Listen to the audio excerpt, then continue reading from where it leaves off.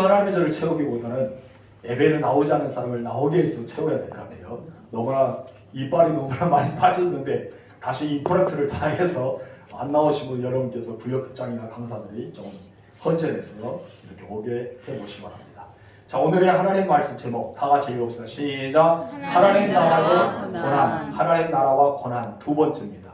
바울이 돌에 맞아 죽을 지경에 이르렀을 때 그들 시외에 이렇게 던져 내었던 것을 보게 됩니다. 이처럼 우리가 바울이 고난을 받았던 것처럼 복음에는 영광도 있지만 목숨을 걸어야 되는 고난도 있는 것을 우리가 보게 됩니다. 우리 첫 번째 다 같이 읽어봅시다. 지난주 배웠지만 다 같이 시작. 바울이 당한 고난 세 가지. 어떤 고난을 당했다 했어요? 육체적인 고난, 정신적인 고난, 그리고 영적인 고난. 이 세 가지 고난을 사도 바울이 경험했다. 그러면서 하나님 나라에 가기까지는 무엇이 따라온다 했어요? 고난이 따라온다. 그렇기 때문에 고난보다 더 큰 영광, 기적이 있고 축복이 있다는 사실을 기억하시고 고난 뒤에는 하나님의 놀라운 복이 우리에게 있음을 기억하시기 바랍니다. 두 번째 다 같이 읽어봅시다. 시작. 바울에게 배우는 사명자의 자세. 바울 안에는 무엇으로 가득 차 있다 했어요? 예수로만 가득 차 있었죠. 그래서 어떤 곳에 가더라도 어떤 상황 속에 어떤 일을 당하더라도 그는 늘 예수를 증거하기 위해서 살았다. 그래서 사도 바울은 어떻게 고백했습니까? 살아도 주를 위하여 살고 죽어도 주를 위하여 죽나니 그러므로 사나 죽으나 나는 누구의 것? 주의 것이로다. 이렇게 고백했던 사람이 바울입니다. 그래서 살아도 복음, 죽어도 복음, 언제나 복음 전파에 앞장섰던 바울의 모습을 우리가 생각해 볼 수 있어요. 이것이 바로 바울에게서 배우는 사명자의 자세입니다. 세 번째 다시 읽어봅시다. 시작. 바울에게 배우는 양육 원리. 세 가지 원리가 있다 했죠. 첫 번째는 어떤 원리가 있어요? 다 같이 시작. 제자들의 마음을 굳게 하였다. 그들이 예수 믿었지만 이제 점점 믿음이 식어질 수가 있어요. 어떤 열정으로 예수님을 만났을 때 그 놀라운 은혜는 말로 표현할 수 없죠. 은혜 받은 사람은요 정말 그 감격은 말로 표현할 수 없습니다. 저도 세미나나 부흥 집회 가면은 많은 은혜 받을 때 너무나 마음이 막 기뻐요. 샘솟는처럼 막 흥분이 됩니다. 이것이 그런데 계속 가야 되지만은 그러지 않는다는 것이죠. 그렇기 때문에 가장 먼저 제자들에게 있어서 너희들 마음을 굳게 해라. 예수를 놓치지 말고 예수를 굳게 하여라. 그러면서 두 번째 고민은 어떤 고민이죠? 다 같이 시작. 믿음에 거하도록 권하였다. 믿음에 거하라. 마음을 굳건하게 하고 믿음을 거하라 라고 이야기합니다. 세 번째 다 같이 시작. 예수 믿는 순간 많은 환난을 겪어야 할 것을 가르쳤다. 그래요. 마음을 굳건하게 하고 믿음을 지키고 세 번째로는 너희가 하나님의 나라에 가기까지는 많은 고난은 능히 당할 수가 있다. 예수 믿는 사람은 축복만 이야기합니다. 예수 믿으면 복을 받습니다. 맞습니다. 예수 믿으면 병든 자도 치료되고 가난한 자도 부유하게 되고 정말 아무것도 모르는 무식한 사람이 유식하게 되고 여러분 일장무식이가 또 글씨를 알게 되고 수많은 놀라운 역사가 일어납니다. 그러나 우리들이 알아야 될 것은 예수 믿음과 동시에 우리는 고난의 현장에 들어가고 있습니다. 그래도 예수님은 무엇입니까? 너희는 좁은 길로 가라. 그 좁은 길은 확장하다. 그리고 사람들이 찾지 않는다. 그만큼 힘들다라고 볼 수 있죠. 그러면서 우리가 걷는 길은 가시밭과 같다라고 이야기합니다. 여러분 우리들의 삶 속엔 그렇지만은 그 영광, 나중에 하나님이 주시는 영광과 축복은 감히 말할 수가 없죠. 그래서 예수 믿는 순간 많은 환난을 겪어야 된다. 언제까지? 내가 하나님께 부름을 받는 그날까지, 아니면 주님의 나라가 이 땅에 오시는 그날까지 계속 고난은 이어지게 됩니다. 자, 오늘 네 번째 함께 읽읍시다. 시작. 바울에게 배우는 행정. 이제 바울은 자기가 전도했던 사람을 양육하고 떠나기 전에 행정적 조치를 취하는 모습이 나옵니다. 23절 읽겠습니다. 각 교회에서 장로들을 택하여 금식기도 하며 그들이 믿는 주께 그들을 위탁하고. 바울은 복음을 전하고 양육하면서 이제 떠납니다. 떠나기 전에 먼저 그들에게 부탁해야 될 사람이 있는데 바로 행정적인 조치는 바로 그 교회를 감독하고 교회를 이끌어가고 또 교회의 말씀을 대연할 사람이 필요했습니다. 그때는 지금 현재 우리가 장로님들이 당의 중심으로 성도의 대표가 했지만 그때 당시에는 장로가 목회자 비슷한 전도인이었다고 볼 수 있습니다. 그것처럼 이렇게 장로를 선택해서 영적인 지도자를 세워서 그 성도들을 먹이는 일을 위임했던 것을 보게 됩니다. 어느 날 보면 어떤 사람을 가리켜요? 각 구역 강사들이 말하겠죠. 구역 강사들에게 목사님이 위탁하여서 각 구역 식구들에게 금요일이나 목요일에 와서 그 양육의 말씀을 증거하잖아요. 이것처럼 위탁한 거예요. 목회자가 구역 강사에게 말씀을 대언하고 위탁하는 것. 그러면 구역 강사들은 누구의 마음을 가지고 목회자의 마음을 가지고 하나님의 말씀을 대언할 수 있는 사람이 되어야 됩니다. 이것처럼 오늘 본문에서 전도했던 각 지역마다 교회의 장로들을 택하였던 것이죠. 그리고 그 사람들에게 택하면서 금식기도 하고 기도하신 뒤에 그 사람이 이 교회를 잘 이끌어갈 수 있도록 위탁했던 것을 우리가 보게 됩니다. 이것이 바울의 참 좋은 그런 양육의 그런 모습이라고 볼 수 있습니다. 어쩌면 바울이 그냥 전도만 하고 떠났다. 그러면은 어떻게 됐을까요? 여러분 전도만 하고 떠나면 어떻게 돼요? 예수 믿으라고 전도하고 떠나버리면은 예수 믿어집니까? 믿다가 이제는 그냥 힘으로 하고 끝날 때가 많습니다. 그러나 이렇게 교회에서 장로를 택하고 그들을 위해서 금식하고 기도하고 그들을 주님께로 이탁하고 나갔을 때 그 교회는 다시 한번 세워지는 역사가 일어남을 보게 됩니다. 여러분 바울은 그들을 믿는 주께 그들을 위탁했다는 것이죠. 위탁이 무엇입니까? 부탁했다는 것이죠. 하나님께 부탁했다라고 볼 수 있습니다. 어떻게 부탁합니까? 오직 주님만을 바라보기에 예수님만을 바라보기에 그들을 부탁했다는 것을 보게 됩니다. 여러분 사람이나 바울을 바라보지 않고 자기를 전도했고 능력에 행했던 그를 바라보지 않고 오직 주님만을 바라보도록 그들을 부탁했던 것을 보게 됩니다. 맞습니다.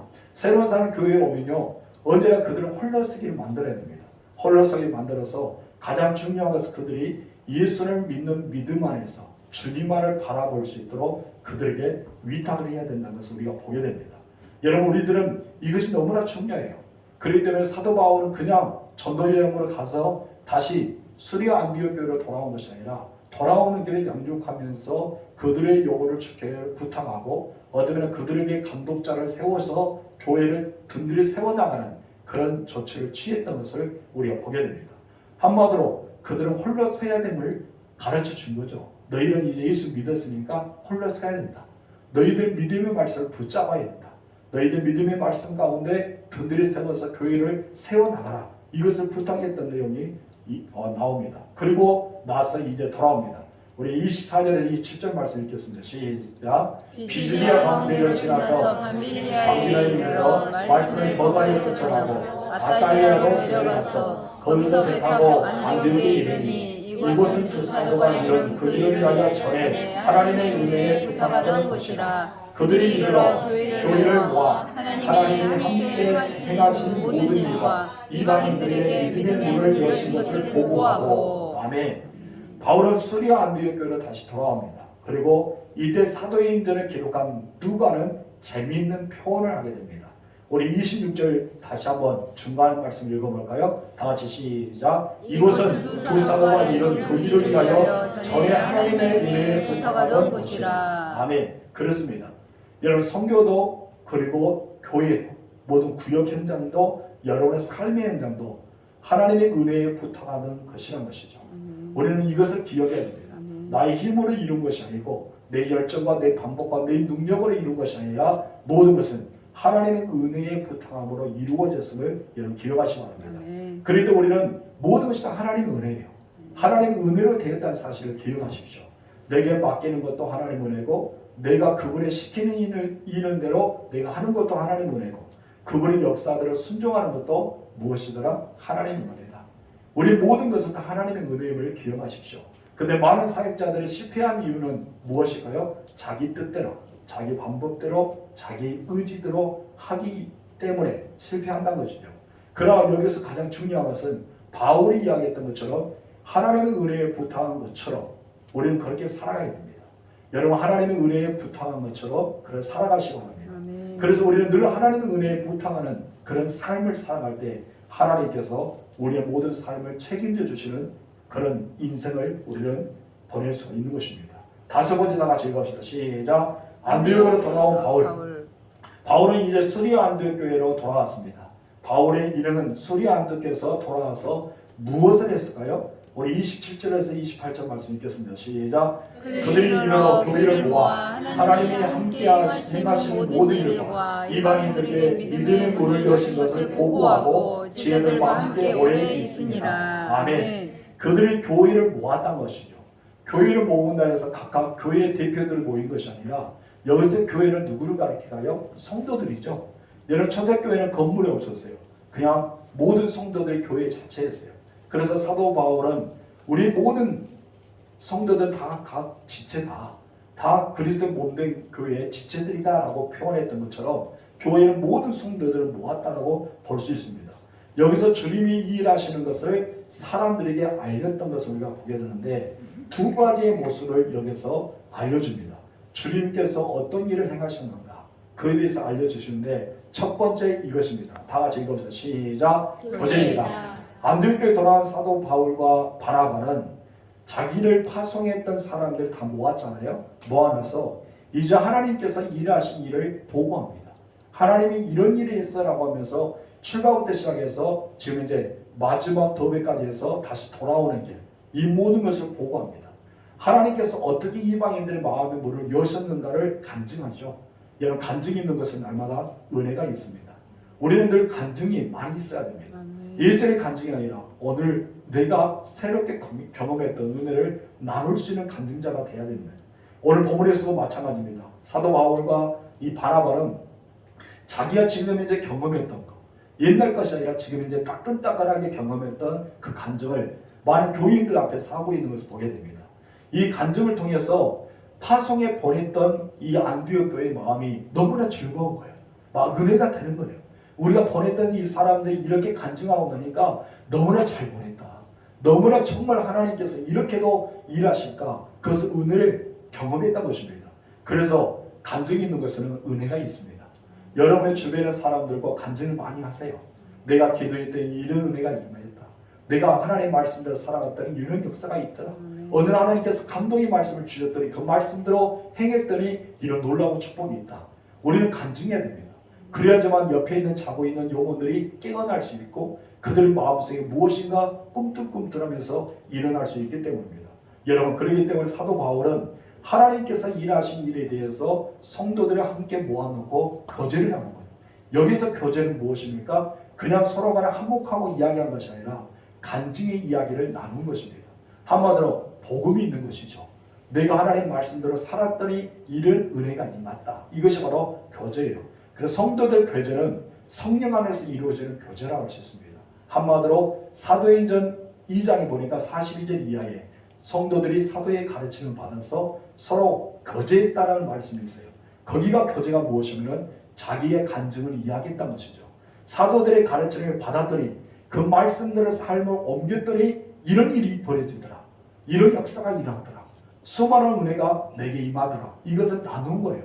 이 나누면서 주변의 성도들 어떠합니까? 은혜가 되는 거예요. 그러면서 함께 기도하기 시작합니다. 하나님, 우리들도 저런 은혜를 받게 해주세요. 우리의 삶 속에도 하나님 역사가 일어나게 해주세요. 그들은 그런 기도를 했습니다. 그런 기도하고 나니까 어떠합니까? 그들의 삶 속에 그 역사가 동일하게 일어난 것을 보게 됩니다.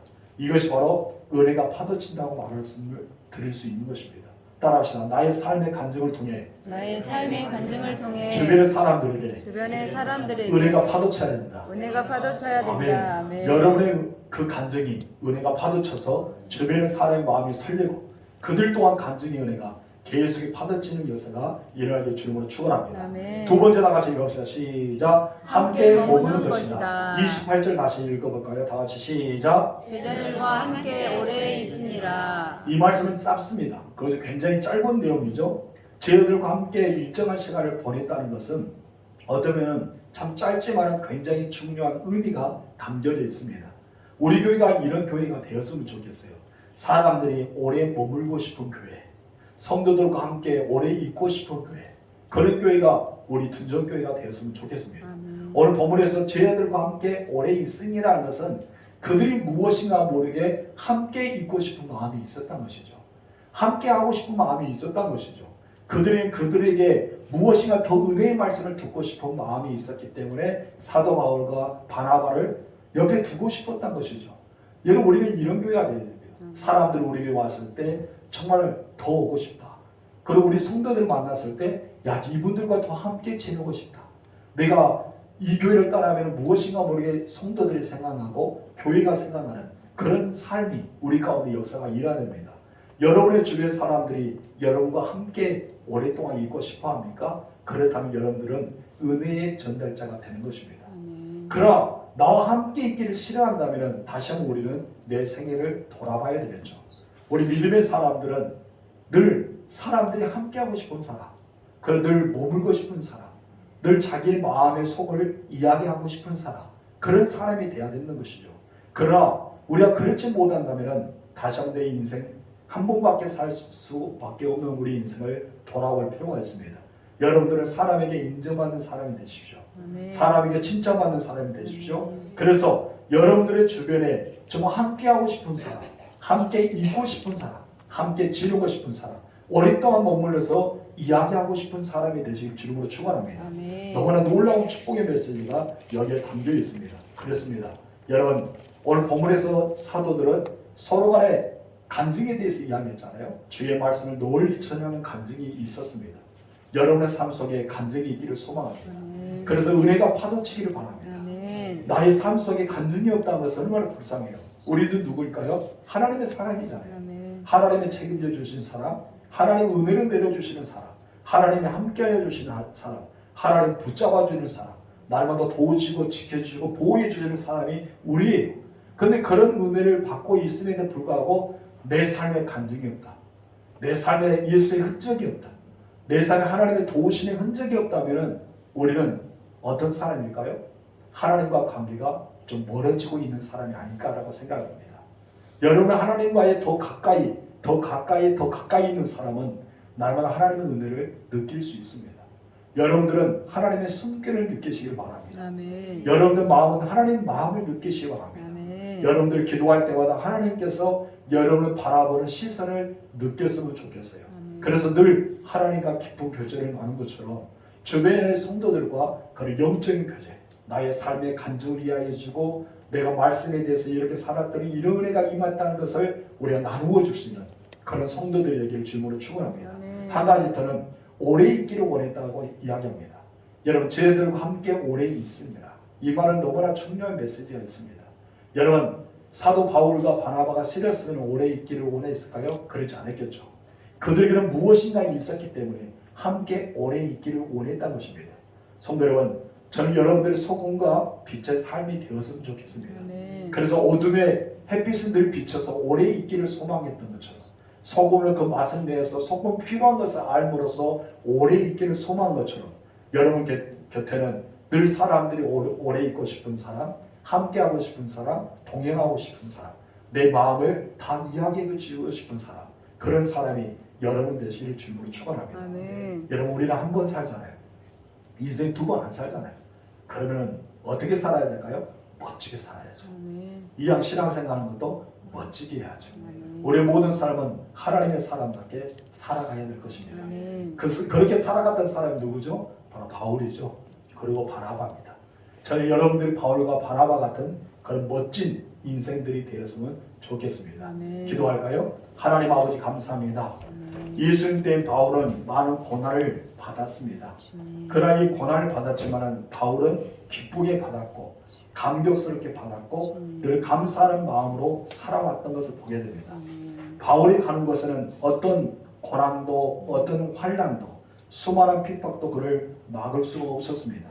그 안에는 예수의 복음이 가득 차 있기 때문입니다. 그는 가는 곳마다 예수의 복음을 증거해서 은혜가 파도쳤고 그 파도침으로써 날마다 믿는 자가 더 있던 것을 보게 됩니다. 하나님 아버지, 우리 또한 이 믿음을 주옵소서. 바울 같은 열정을 허락하여 주옵소서. 날마다 예수의 복음 때문에 감격하고 눈물을 흘리는 그래 기뻐하는 우리가 되게 하여 주옵소서.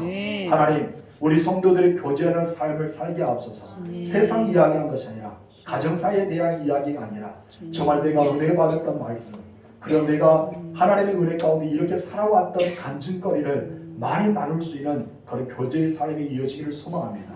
그래서 나와 함께 오래 있고 싶은 사람, 늘 좋은 사람, 그리고 함께 하고 싶은 사람, 그리고 함께 이야기하고 싶은 사람이 바로 내가 되게 하옵소서. 아멘. 우리들은 한 번밖에 사는 인생입니다. 주님. 이 한 번 사는 인생에 주여. 정말 사람들에게 인정받고 주님. 칭찬받으면 얼마나 좋을까요? 주님. 우리들은 하나님의 사람입니다. 하나님의 사람으로서 우리는 이 세상에 빛과 소금의 삶을 살아가게 허락하옵소서. 아멘. 그래서 우리 성도들이 하나님 나라를 선전하고 덕을 세우는 데 앞장서서 빛과 소금의 삶을 살게 하옵소서. 아멘. 하나님 원합니다. 우리 곁에 늘 함께 머무는 사람, 머물고 싶은 사람이 많이 일어나게 하여 주시고, 아멘. 우리 교회 오는 모든 사람들이 우리 둔전교회 또 오고 싶다. 정말 이 교회에 함께 하고 싶다. 이 교회에 늘 머물고 싶다. 우리 성도들이 너무 좋다는 소문이 이곳에 퍼지는 역사가 일어나게 하옵소서. 아멘. 하나님, 우리 성도들을 안전케 하여 주시고, 아멘. 이 무더운 여름 날씨 잘 이겨내서 승리하는 모든 성도가 되어지게 하옵소서. 아멘. 예수님의 이름으로 기도합니다. 아멘. 아멘.